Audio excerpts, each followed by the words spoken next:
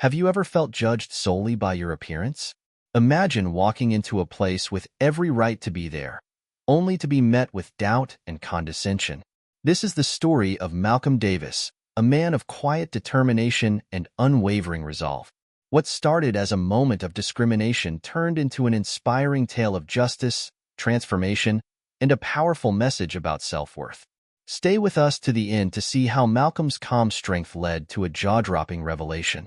If inspiring stories like this move you, make sure to subscribe to Story Precious and hit the notification bell for more heartwarming and impactful tales. It was a bright Tuesday afternoon when Malcolm Davis, a successful CEO of a thriving tech firm, decided to stop by Grandline Motors, a luxury car dealership known for its sleek European vehicles. He'd been eyeing a particular model for months, and, with his latest company milestone achieved, he thought, why not treat myself? Dressed in casual attire, a simple hoodie, jeans, and sneakers, Malcolm stepped through the grand glass doors. The showroom was pristine, with polished marble floors that reflected the gleam of every car on display. The scent of leather seats and fresh polish filled the air. The sound of soft jazz played in the background, creating an air of exclusivity. Malcolm's eyes immediately locked onto the car he'd been dreaming of, a sleek, obsidian black luxury coupe parked near the center of the showroom. He approached it with the curiosity and appreciation of a man ready to make his purchase. But before he could even touch the car's handle, a voice stopped him. "Can I help you?" It wasn't the friendly tone one would expect. The voice belonged to a sharply dressed salesman named Greg, whose raised brow and folded arms made it clear he wasn't interested in helping. "Yeah," Malcolm said with a polite smile. "I'm interested in this coupe. Can you give me some details about it?" Greg's eyes darted from Malcolm's sneakers to his hoodie, his lips curling into a smirk. "This car is one of our premium models," he said slowly, as if Malcolm wouldn't understand. "It's not cheap, you know. Perhaps you'd be more comfortable looking at the pre-owned section." The words stung, but Malcolm's face remained calm. "I'm interested in this car," he repeated, his voice steady but firm. "Look, buddy," Greg said, his tone now fully condescending. "These cars aren't just for show. Unless you're planning to buy it today, I'm afraid I can't let you sit inside it."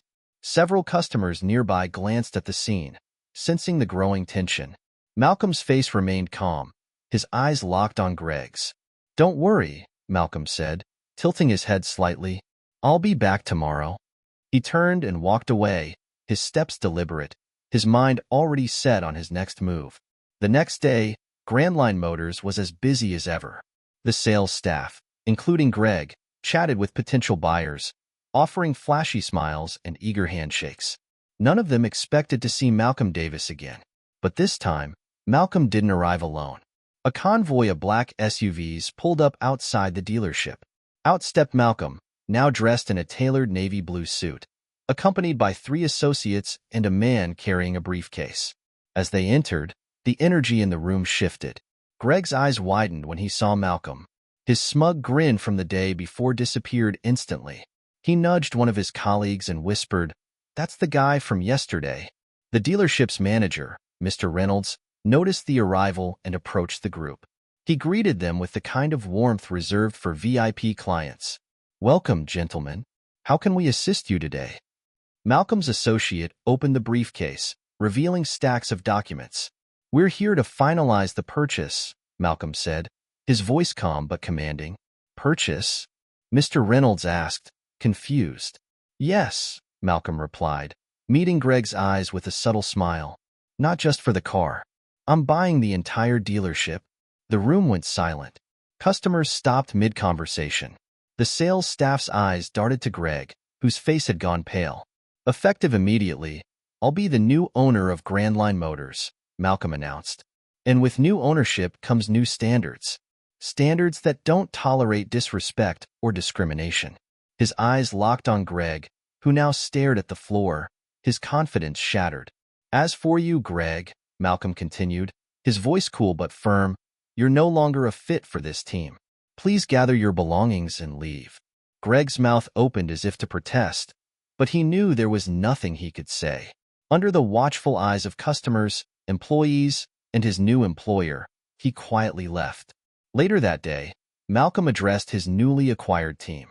"This dealership is under new leadership," he said, his tone firm but fair.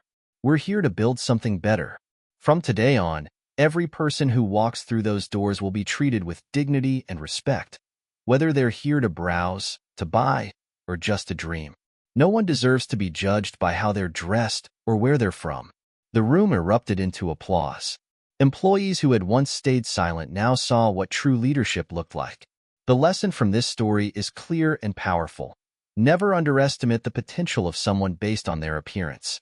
Respect should be given to every individual, regardless of how they are dressed, what their background is, or how they present themselves. Everyone deserves dignity and fairness. Respect is a fundamental right. No one should be judged based on their appearance. The way Malcolm was treated reflects a broader societal issue where people are often valued by their outward appearance rather than their true worth. By challenging this mindset, Malcolm set a precedent for how people should be treated. Calm in the face of disrespect. Malcolm's calm, composed response is a lesson in emotional intelligence. Rather than argue, he chose to respond with action.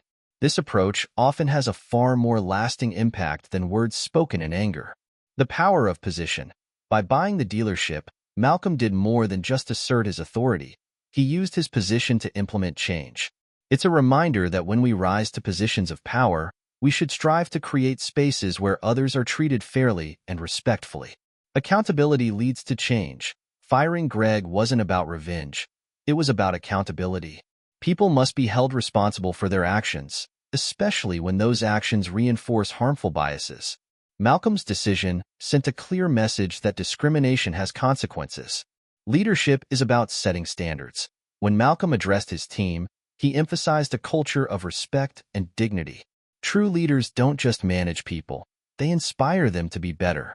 This act of leadership is something we can all strive to embody in our own lives. Empowerment over revenge. It would have been easy for Malcolm to confront Greg in the moment, but instead, he took control of the entire dealership. This is a reminder that sometimes the best response isn't confrontation but transformation. True power lies in turning moments of disrespect into opportunities for lasting change. This story isn't just about Malcolm Davis, it's about all of us.